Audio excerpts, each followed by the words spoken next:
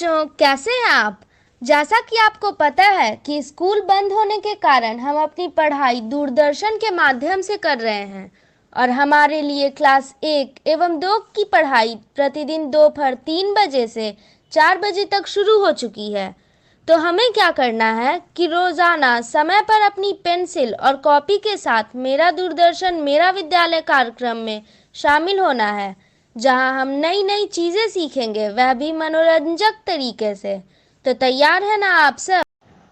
आज हम सबसे पहले सुनेंगे बापू की पाती, जिसमें गांधी जी के जीवन प्रसंग पर आधारित प्रेरक कहानी सुनेंगे।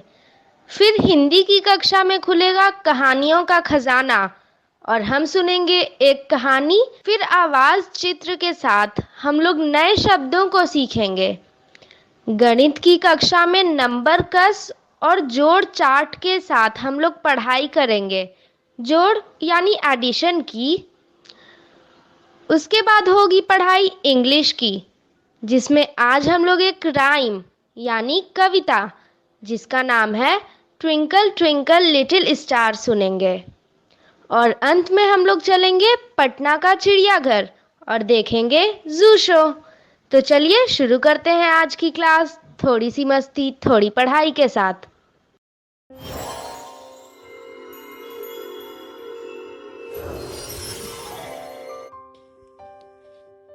बापू की कहानी, जिसमें हम बात करेंगे महात्मा गांधी के जीवन के बारे में। पिछली बार हमने ये जाना कि पिता की मृत्यु के बाद गांधी परिवार की हालत डगमगा गई। पिता के मित्र ने यह सलाह दी कि बापू को पढ़ने के लिए विलायत भेज दिया जाए और बापू ने विलायत जाने के लिए उनकी सलाह मान ली। माँ की चिंता दूर करने के लिए मोहन ने कसम खाई कि वो विदेश में शराब और मांस को हाथ नहीं लगाएंगे और ना ही कोई गलत काम करेंगे। मोहन ने अपनी पत्नी और नवजात बेटे से विदा ली और मुंबई की तरफ निकल गए। अब तक मोड़ बनिया जाति से कोई भी विदेश नहीं गया था। मुंबई में जाति पंचायत बैठी, जिसमें मोहन से कहा गया कि वो विदेश ना जाएं, क्योंकि उनके अनुसार विदेश में धर्म की रक्षा हो ही नहीं सकती और अगर मोहन गए इसका मतलब वो आज से जात से बाहर माने जाएंगे और कोई भी उनकी मदद नहीं करेगा। मोहन के बड़े भाई ने जाति पंचायत पर ध्यान नहीं दिया और उनके विदेश जाने के लिए धन का इंतजाम कर दिया। 4 सितंबर 1887 को मोहन पानी के जहाज से इंग्लैंड रवाना हो गए।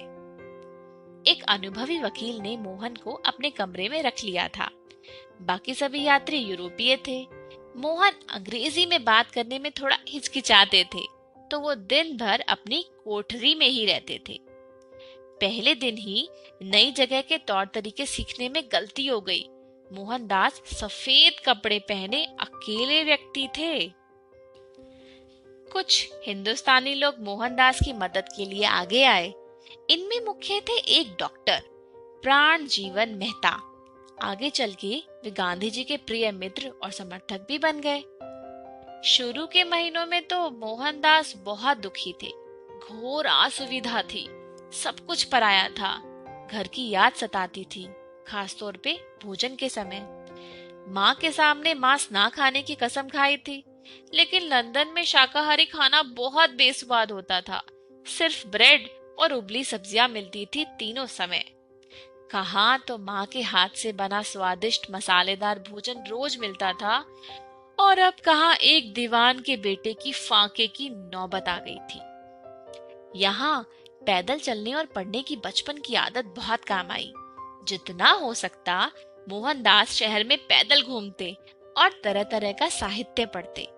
घूमते रहने की वजह से समय के साथ उन्हें लंदन में शाकाहारी भोजनालय भी मिलने लगे और यहाँ खाना खाने वालों से दोस्ती होने लगी।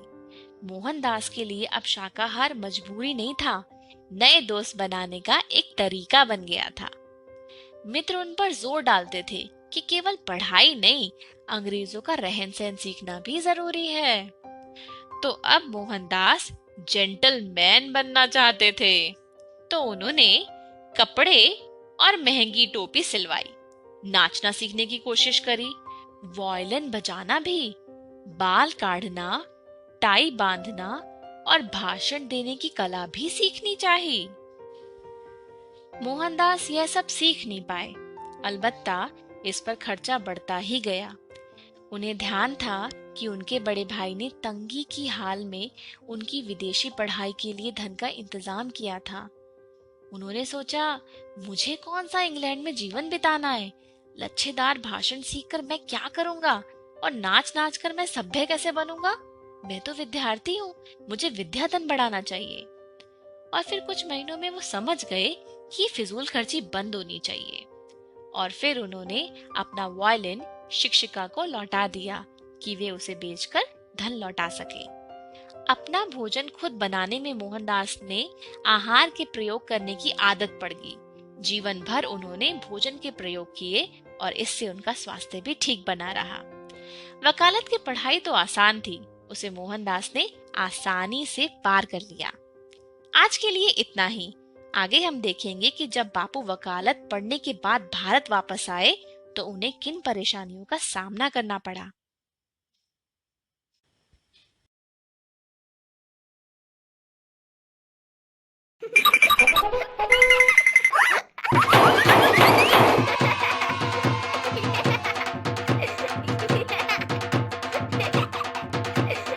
थोड़ी सी मस्ती और थोड़ी पढ़ाई के इस एपिसोड में आप सभी का स्वागत है। मैं आशा करती हूँ कि आप सभी ये प्रोग्राम अपने माता पिता, भाई बहन और परिवार वालों के साथ देख रहे होंगे, क्योंकि हमारा प्रोग्राम तो घंटे भर में खत्म हो जाएगा, पर घर पर मस्ती और पढ़ाई सब मिलकर करते रहेंगे ना, तो बहुत मजा आएगा। तो चलिए शुरू करते हैं।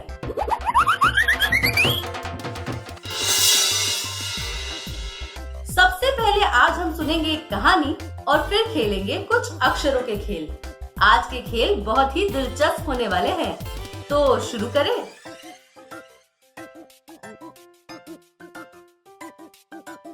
अरे मौसी, जरा देखना, कुछ चुभ गया है। बहुत दर्द हो रहा है मौसी। क्या दर्द कर रहा है? क्या हुआ? दिखाओ तो सही। मौसी, अंगूठे में कुछ चुभ गया है। लाओ, निकाल देती हूँ। ये रहा, छोटा सा था, निकल गया। बिट्टू, अब ये क्या कर रही हो? अंगूठा क्यों चूस रही हो?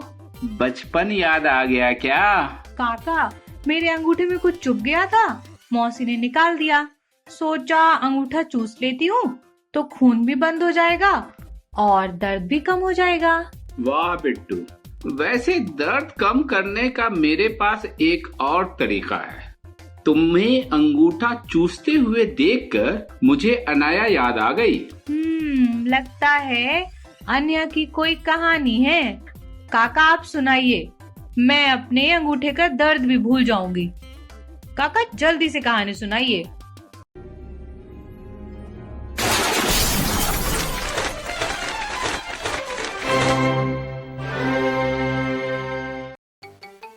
इस किताब का नाम है अन्या का अंगूठा, जिसे लिखा है नताशा शर्मा ने। अन्या को दुनिया में सबसे प्यारा है अपना अंगूठा, छोटा गोल मटोल थुलथुला अंगूठा जो हमेशा उसके मुंह में रहता है। वह उसे सोते समय चूसती है, स्कूल में चूसती है, यहाँ तक कि झूला झूलते हुए भी चूसती है। अन्या सारा दिन अंगूठा चूसती है। अन्या के मम्मी पापा को यह पसंद नहीं है। वे हमेशा कहते रहते हैं, तुम्हारे अंगूठे से बू आती है, अन्या बस करो, अन्या मत करो, अन्या।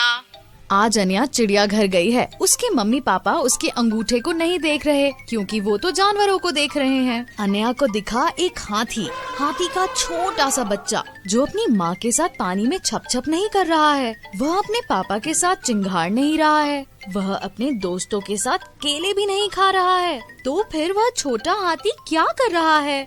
अपनी सूंड चूस रहा है, चुसक चुसक। थोड़ी ही आगे अन्या को दिखे कुछ हिरन। उनमें है एक छोटा सा हिरन का बच्चा। वह अपनी माँ के साथ घास नहीं चर रहा है, अपने पापा के साथ बाकी जानवरों को देख नहीं रहा है, अपने दोस्तों के साथ उछल कूद भी नहीं कर रहा है। तो फिर वह क्या कर रहा है? अपना खुर चूस रहा है, चुसक चुसक। फिर अन्या को कुछ बंदरों ने पुकारा। बंदरों के बीच है एक छोटी बंदरिया। वह अपनी माँ से चिपट नहीं रही है, ना ही अपने पापा के साथ मस्खरी कर रही है। वह अपने दोस्तों के साथ लुका छुपी भी नहीं खेल रही है। तो फिर वह छोटी बंदरिया क्या कर रही है? अपना अंगूठा चूस रही है, चुसक चुसक। पानी के बीचों बीच अन्या को दिखे दरियाई घोड़े। उनमें है एक बच्चा जो अपनी माँ के साथ मुंह फाड़ कर जम्बाई नहीं ले रहा है और ना ही अपने पापा के साथ घर घर आ रहा है। वह अपने दोस्तों के साथ पानी में तैर भी नहीं रहा। तो फिर वह दरियाई घोड़े का बच्चा क्या कर रहा है? अरे अपने होंठ चूस रहा है, चुसक चुसक। बाघों ने दहाड़ कर अन्या का स्वागत किया। वह देखो बाघ का बच्चा, वह अपनी माँ के साथ खर्राटे नहीं भर रहा है, अपने पापा के साथ मक्खियाँ नहीं उड़ा रहा है, वह चुपके से अपने दोस्तों पे घात भी नहीं लगा रहा है। तो फिर वह छोटा बाघ क्या कर रहा है? अपनी पूंछ चूस रहा है, चुसक चुसक। अन्या बैठी और उसने जानवरों के बच्चों के बारे में सोचा जो मजे नहीं कर रहे हैं। अन्या ने अपने आसपास देखा। एक लड़का अपने पापा के कंधों पर बैठे हवा में हाथ लहरा रहा है और एक दूसरा लड़का बुढ़िया के बाल और फलों के रस के मजे ले रहा है। और फिर अन्या ने देखा कि एक लड़की अपने कैमरे से फोटो खींच रही है। दूर एक नन्ही सी बच्ची अपने झुनझुने से खेल रही है। सभी बच्चे मौज में हैं। अन्या ने अपनी नाक से नीचे देखा। उसकी मुट्ठी बंद और उसका अंगूठा उसके मुंह में है। क्या अन्या अपने अंगूठे से कुछ और नहीं कर सकती? अन्या ने अंगूठा मुंह से बाहर निकाला। वह भाग कर गई और अपने मम्मी पापा के बीच जाकर रुकी। अन्या ने उन दोनों के हाथ पकड़े और 1 2 3 हवा में झूलने लगी। और फिर पता है, अन्या को पेड़ के ऊपर से देख रही छोटी बंदरिया ने भी बिल्कुल वैसा ही किया। This story, Anya Ka Angutha, is written by Natasha Sharma, translated by Mamta Naini, supported by Parag, a Sir Ratan Tata Trust initiative, and published by Pratham Books under a CC BY license. The audio is a part of Lend Your Voice campaign by Radio Mirchi and is CC BY NCSA 4.0 licensed. तो कैसी लगी अनाया की ये कहानी? अरे अन्या तो सच में बहुत नटखट है। मौसी, अन्या के साथ उसका अंगूठा भी। बिट्टू, अनाया ने तो अंत में अपने इस अंगूठा चूसने वाली आदत को छोड़ दिया। तुम तो नहीं चूसती हो ना? और क्या तुम्हारे कोई दोस्त हैं जिसकी अंगूठा चूसने की आदत हो? हाँ काका, मेरी एक दोस्त है। वो मुझे हमेशा बताती है कि जब वह बहुत छोटी थी तो वह अपना अंगूठा चूसती थी, लेकिन जैसे जैसे वह बड़ी हुई उसने अंगूठा चूसना बंद कर दिया। अच्छा बिट्टू, मैं तुमसे कुछ सवाल पूछूं कहानी पर? सवाल जवाब तो होंगे ही मौसी, लेकिन आज तो हम अपने दर्शकों से सवाल करेंगे। तो बच्चों, मैं आप लोगों से कुछ सवाल पूछ रही हूँ। उनका जवाब कैसे मिलेगा? आप लोग अपने घर पर पूछिए और उसका उत्तर खोजिए। तो मेरा पहला सवाल है, क्या आपके घर में भी अंगूठा चूसने की आदत किसी को है? किसकी आदत ऐसी है?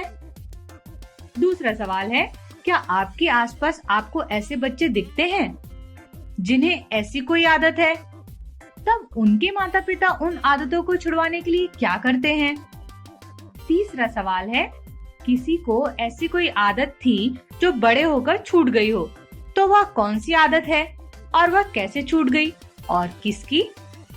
तो मौसी, वक्त हो चला है अपने पहले खेल का। आज कौन सा खेल खेलने वाले हैं हम? वो तो काका बताएंगे।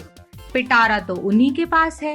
हाँ तो बिट्टू हाजिर है मेरे पिटारे से आज का पहला खेल, जिसका नाम है आवाजों का खेल। तो आइए खेल शुरू करते हैं। आवाज चित्र। इस खेल में हमें क्या करना होगा? इस खेल में हमें एक आवाज आएगी और उसका हमें चित्र पहचानना होगा। तो चलिए खेल शुरू करते हैं। कुली। कुली, अच्छा, कहाँ है कुली? ये रहा। एकदम सही है। आइसक्रीम। आइसक्रीम, आइसक्रीम कहाँ गया? आइसक्रीम कहाँ गई? आइसक्रीम ये है क्या? हाँ, यही है शायद। एकदम सही है। Paper stall. पेपर स्टॉल मतलब जहाँ से लोग पेपर खरीदते होंगे। तो ये तो कुछ और है। अरे शायद ये है। एकदम सही है।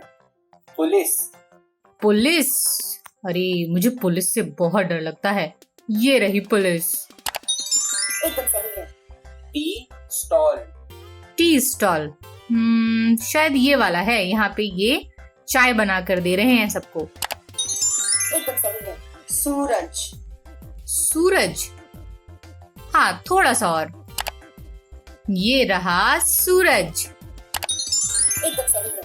टोपी। टोपी? ये रही टोपी। एकदम सही है। पुल। पुल? ये रहा पुल। एकदम सही है। मेंढक।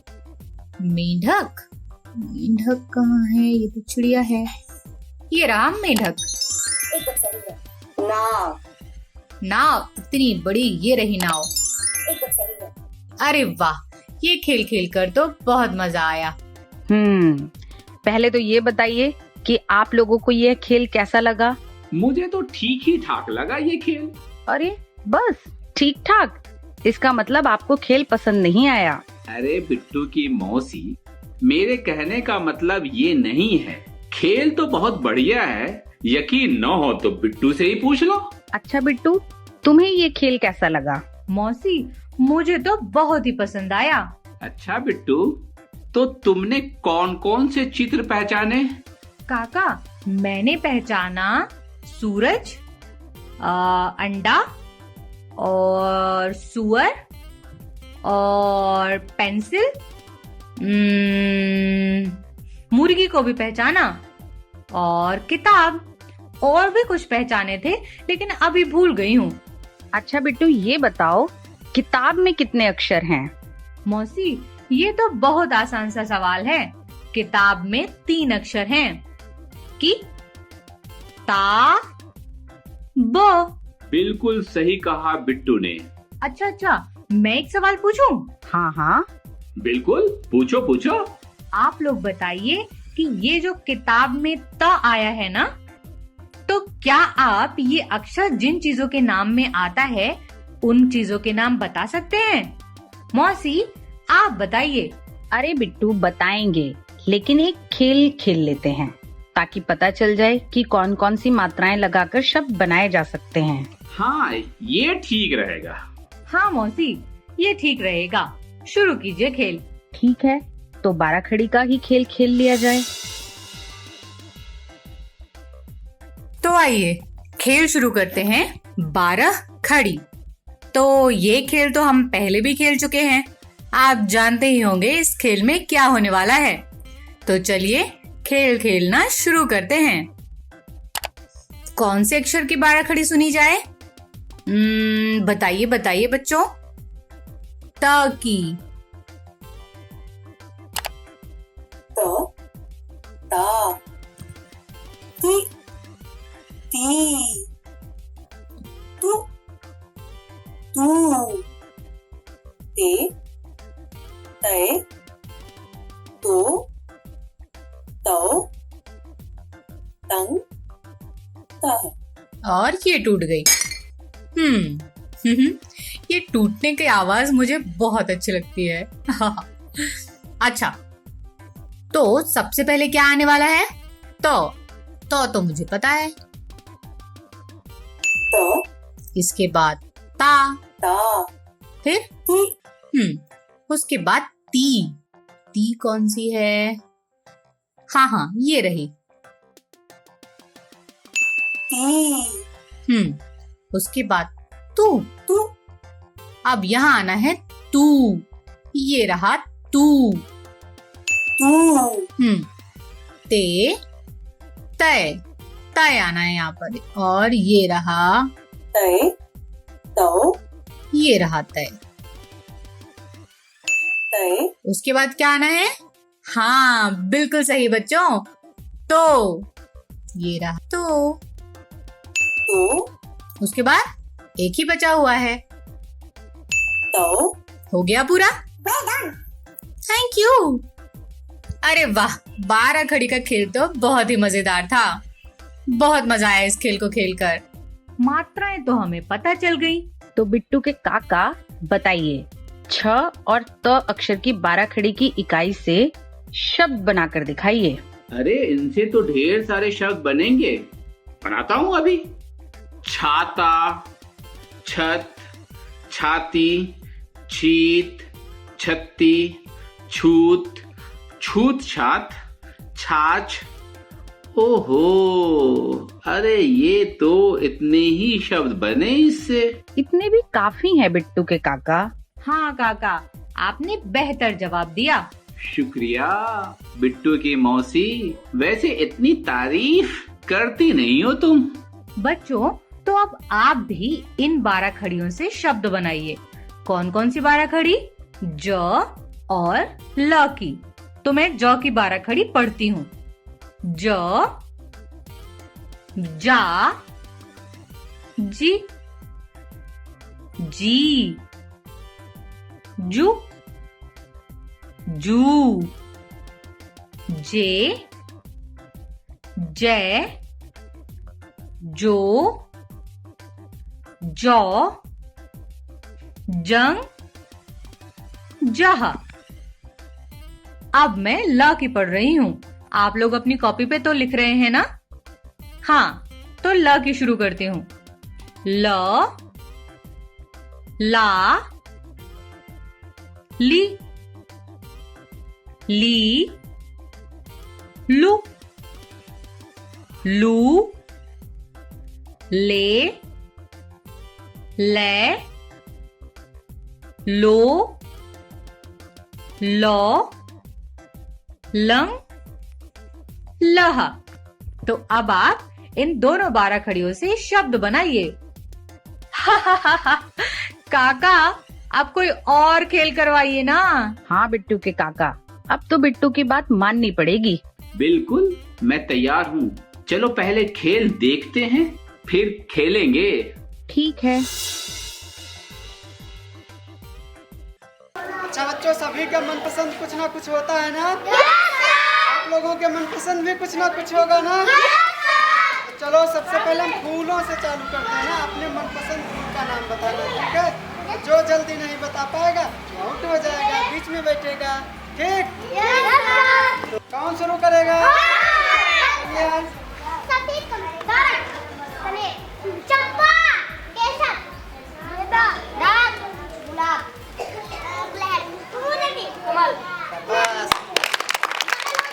चलो बच्चों, अब अपने मनपसंद मिठाइयों के नाम बताना, ठीक? तो कौन शुरू करेगा?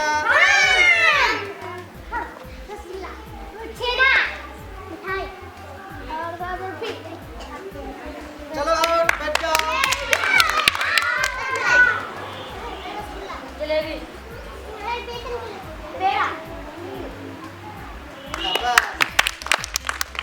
चलो बच्चों, अब अपने मनपसंद दोस्तों के नाम बताना, ठीक है? तो कौन शुरू करेगा?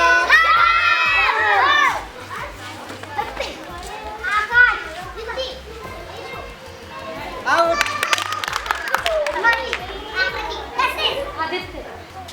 Out, out, out. शाबाश, ताली बजाओ अपने लिए। क्यों बिट्टू, ये खेल तुमको समझ आया? हाँ हाँ काका, मैं इस खेल को अच्छे से समझ गई हूँ।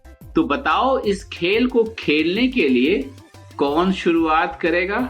मुझे लगता है आपको मौसी से पूछना चाहिए। अच्छा बिट्टू की मौसी, ये बताओ, तुम्हारी मनपसंद हरी सब्जियां कौन सी हैं?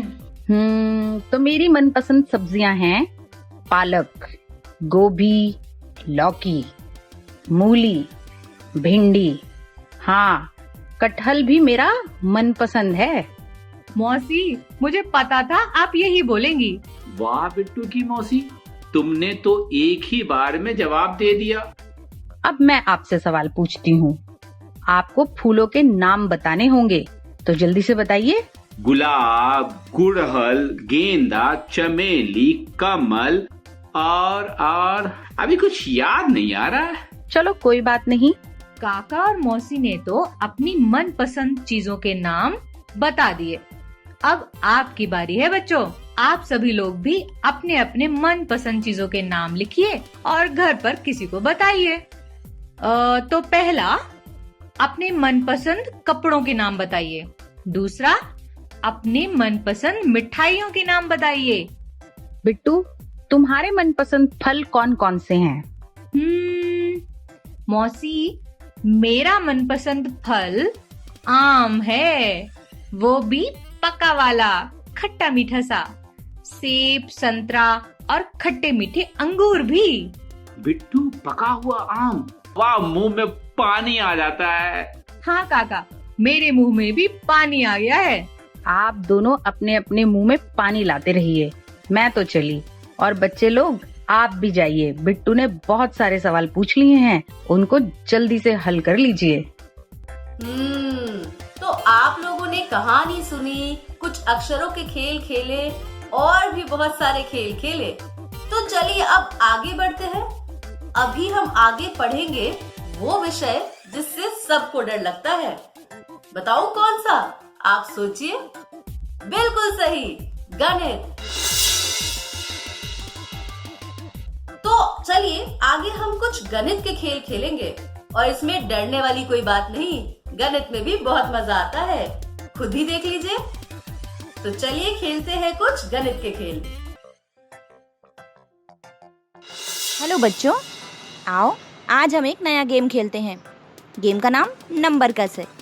आपको इसमें जो भी नंबर दिया जाएगा मीना दीदी के द्वारा, आपको उसे बताना होगा कि वो कहाँ पर है, और फिर उसे गिन कर भी दिखाना होगा कि वाकई जो नंबर मीना दीदी ने दिया था ये वही है या नहीं। तो शुरू करते हैं। 1, 2, 3, स्टार्ट। चलिए बताइए ये क्या लिखा है? 60। ढूंढो ढूंढो 60 कहाँ है?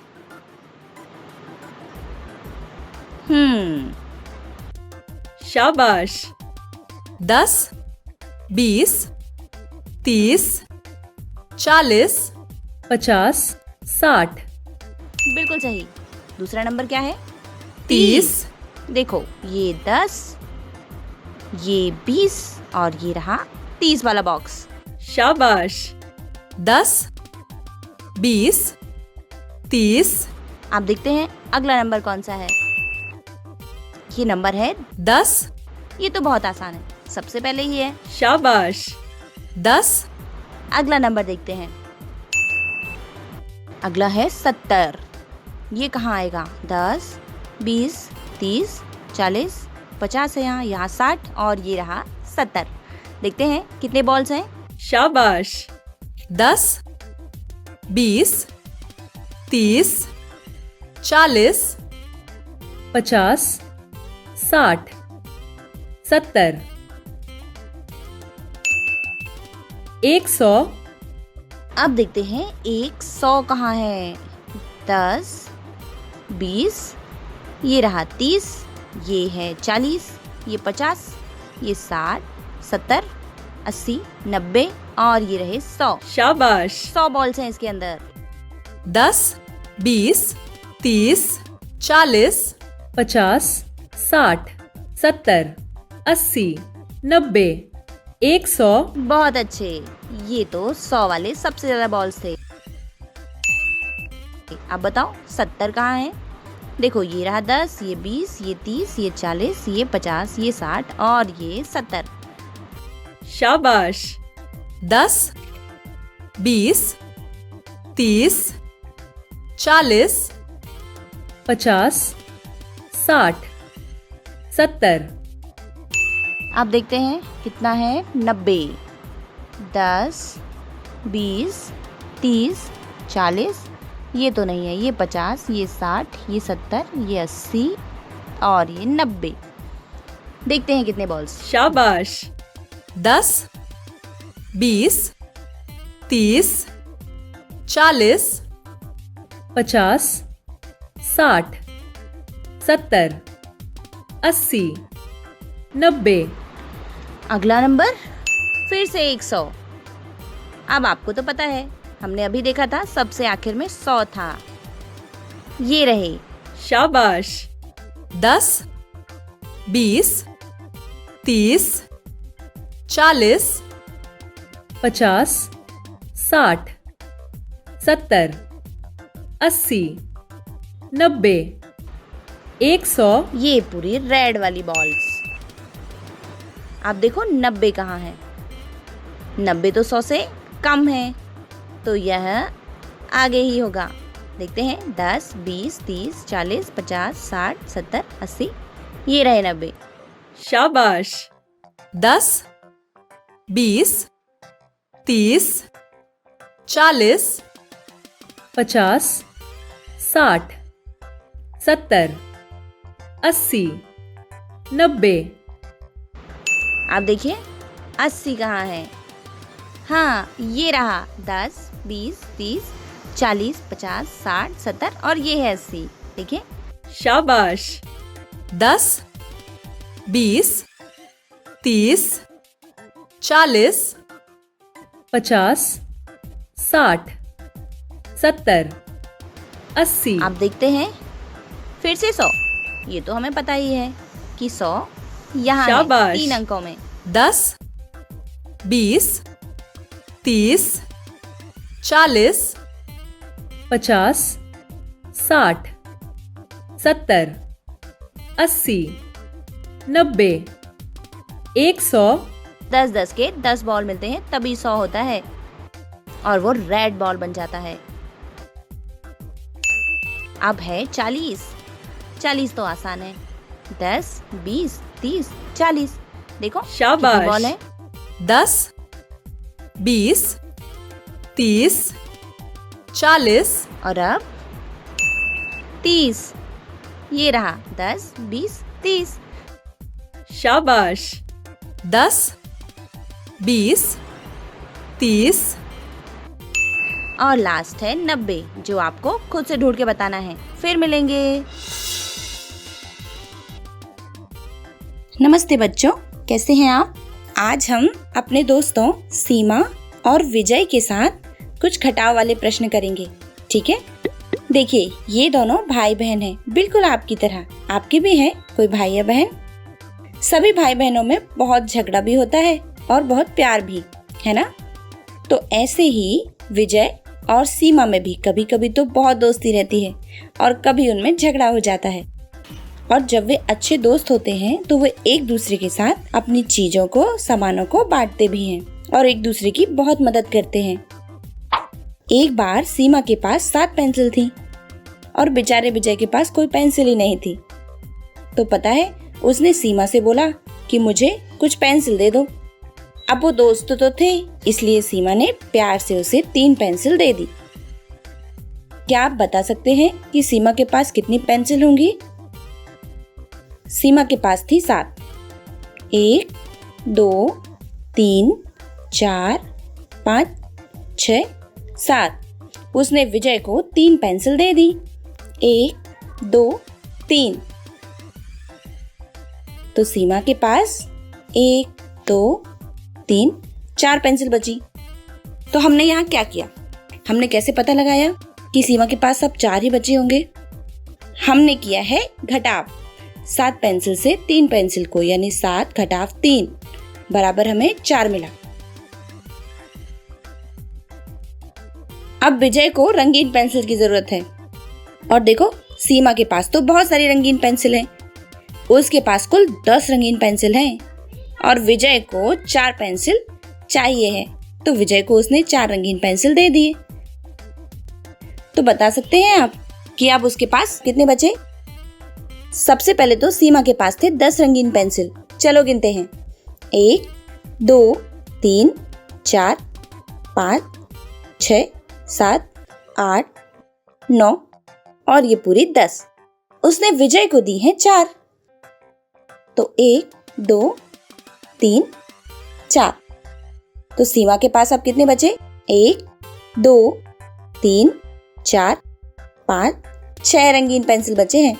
इसका मतलब हुआ कि 10 घटाव 4 या 10 रंगीन पेंसिल घटाव 4 रंगीन पेंसिल बराबर 6 होता है।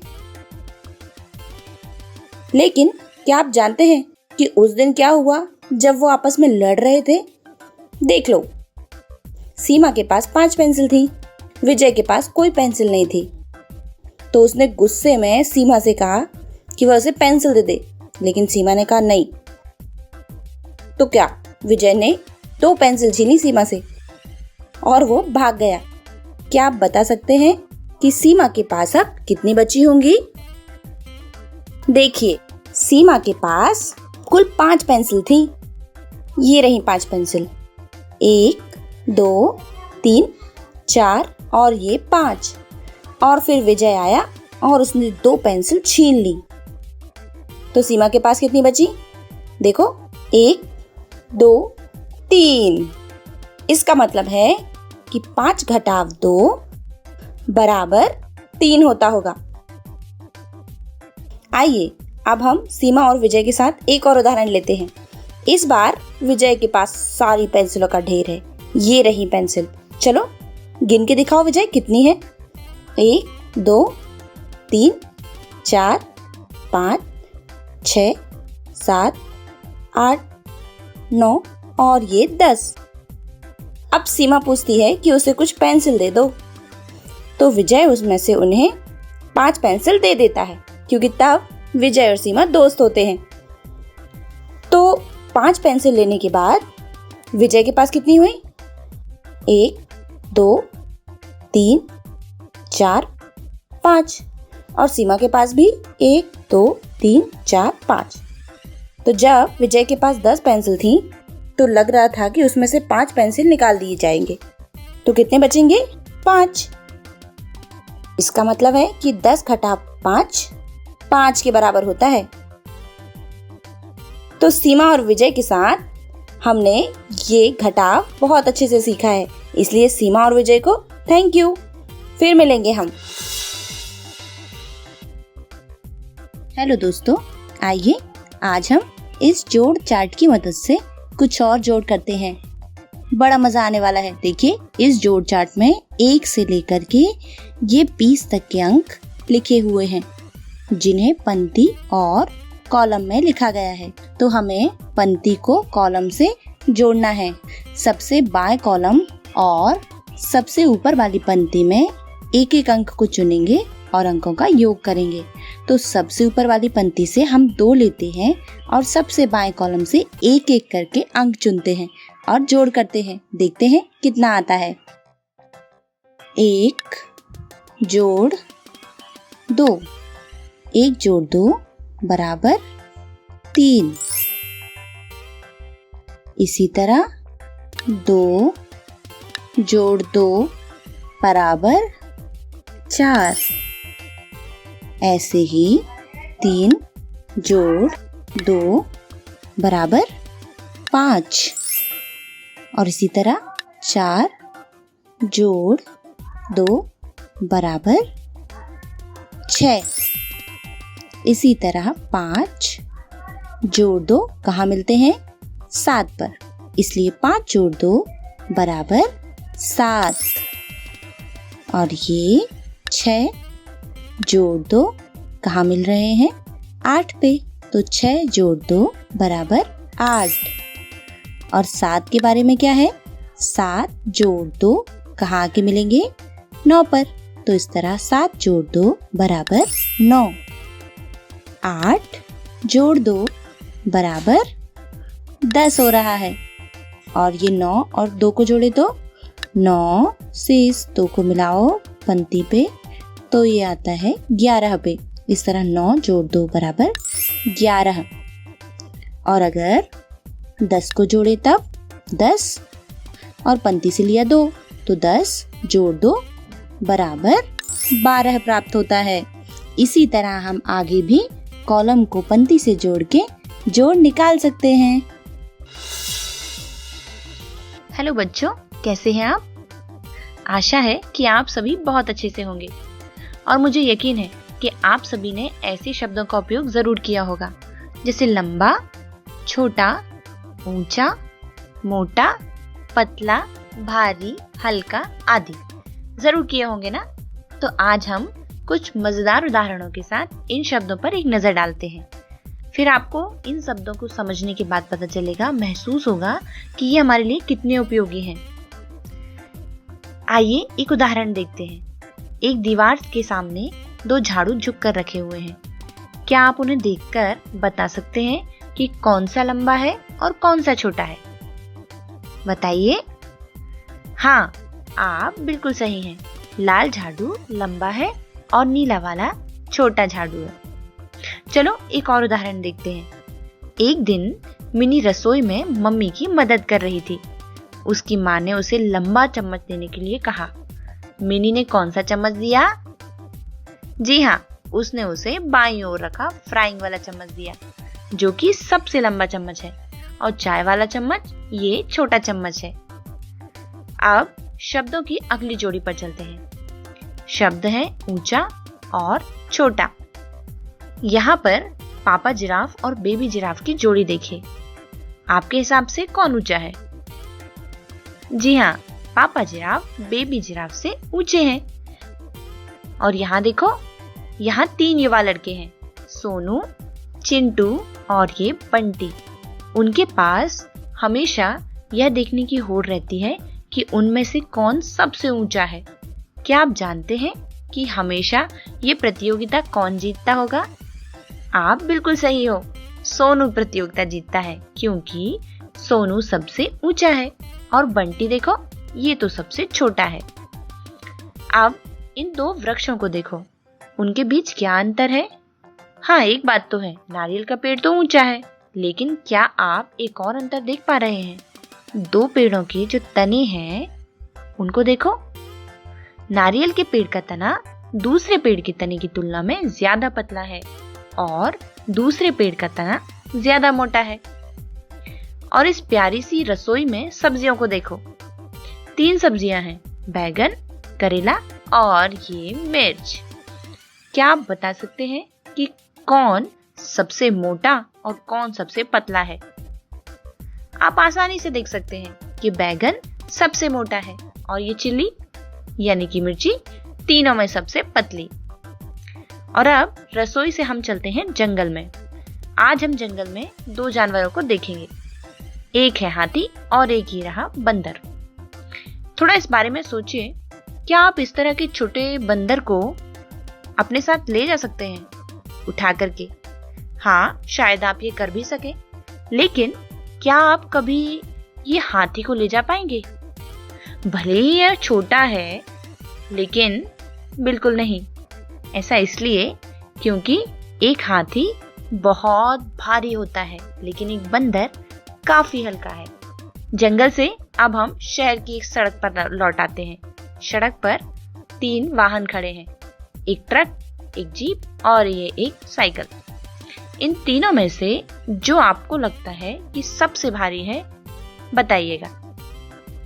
जी हाँ, ट्रक तो सबसे भारी है, जबकि बच्चों का ये छोटा सा साइकिल सबसे हल्का है। अब एक छोटा सा खेल खेलते हैं। आपको अपने घर में एक चक्कर लगाकर आना है और चीजों की जोड़ियों की तलाश करनी है। पहले एक जोड़ी चीजों की कोशिश करेंगे जो लंबी और छोटी हो। शायद आपकी माँ की चोटी हो, है क्या? देखिए, अगर आपकी माँ की चोटी है और आपकी बहन की चोटी है, तो देखिए क्या उनमें भी यही अंतर है? क्या माँ की चोटी ऊंची है बहन की चोटी से?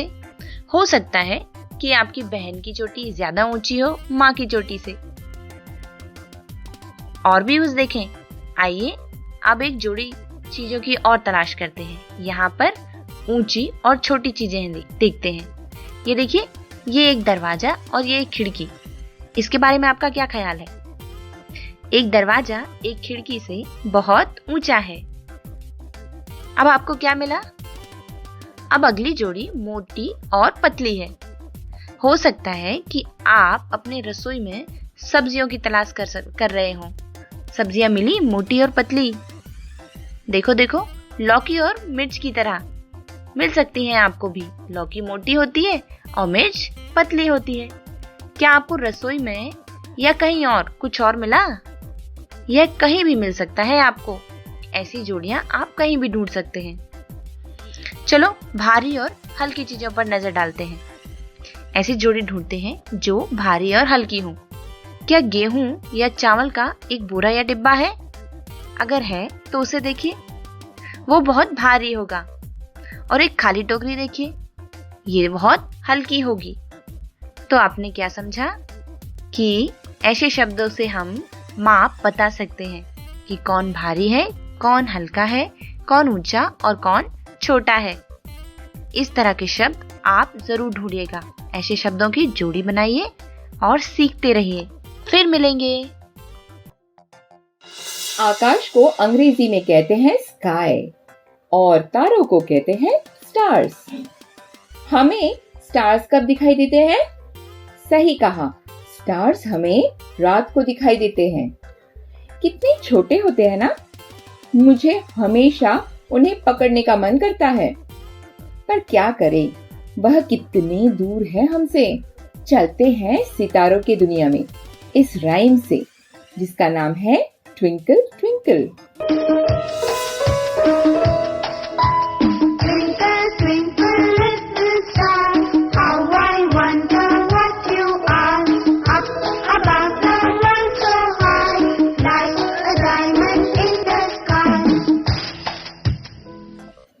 हाँ, राइम तो बढ़िया है।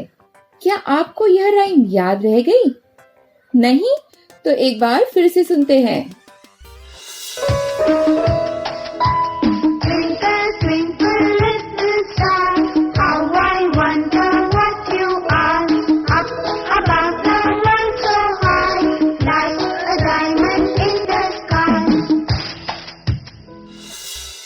राइम सुनकर तो ऐसा लगा कि हम सच में सितारों के बीच हो, पर वह हमसे है तो बहुत दूर। आपको कौन से ख्याल आते हैं स्टार्स को देखकर? इस राइम को अपने दोस्तों और परिवार के सामने गाना न भूलें।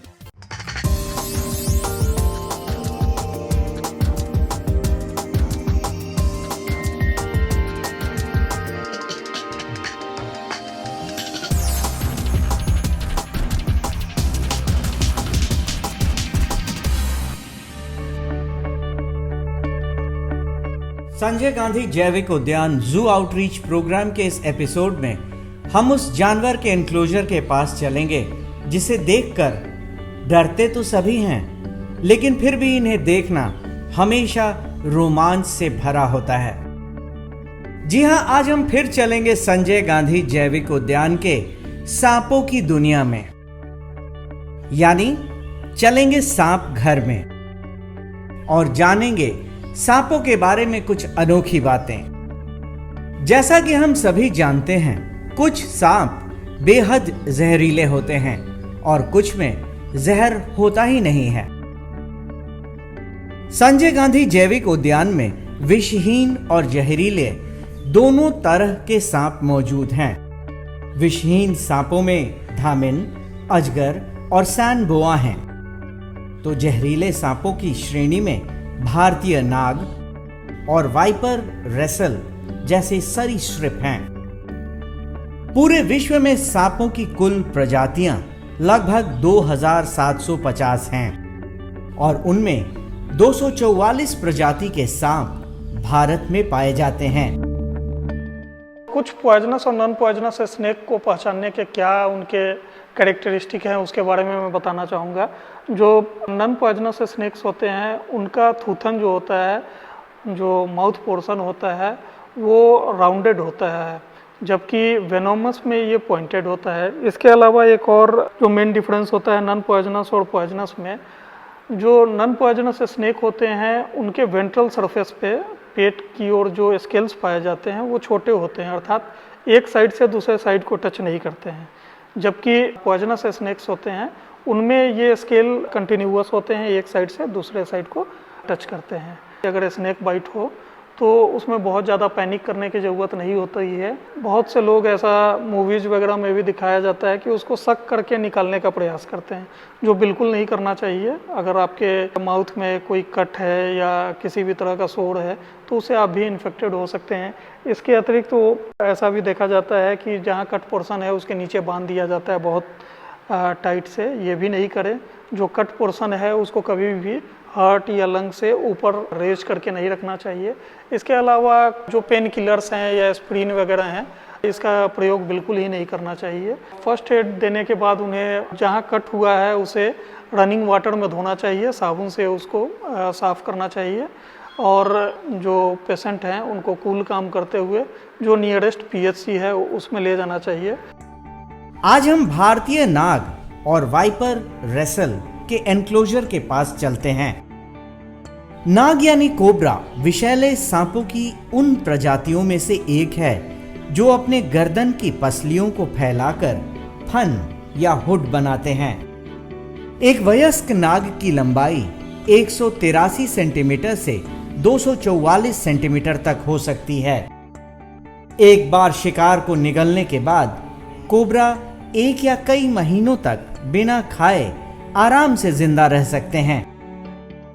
महीनों भूखे रहने के बाद भी उनकी तेजी में किसी भी प्रकार की कमी नहीं आती।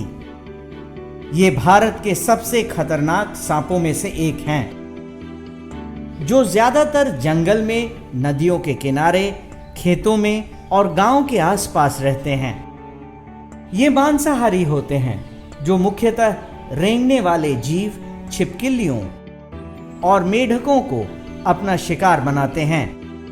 ये प्रायः 10 से 20 साल तक जीवित रहते हैं।